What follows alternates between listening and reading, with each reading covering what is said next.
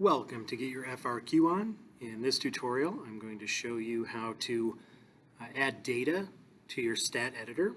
And the first thing you're going to want to do is click on the stat button right there.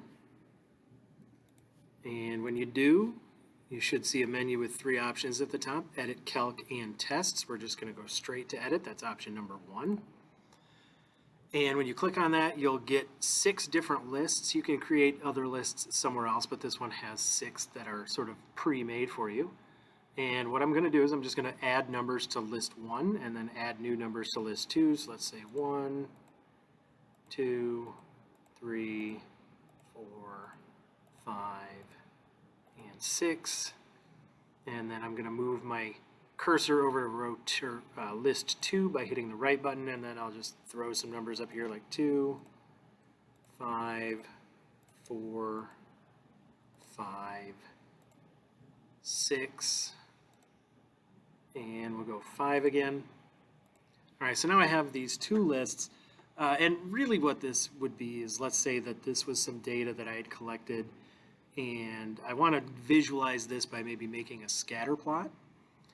Which I'll show you how to do in the next video. That's a different function. But once I have these lists defined, if I go back, let me quit out of this, and I go to Stat, notice that there is a bunch of things I can do. I can go back and edit that list, or any of those lists. I can sort a list in ascending order or descending order. I can clear a list. Or if I go to Calc, I can do 1 variable statistics, 2 variable statistics, the median regression line, I think that's what that is, linear regression, quadratic regression, a bunch of different options for working with this data.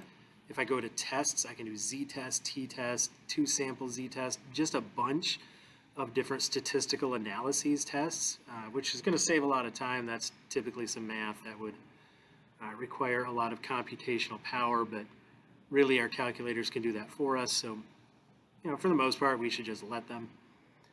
But that is how you can edit lists in your graphing calculator.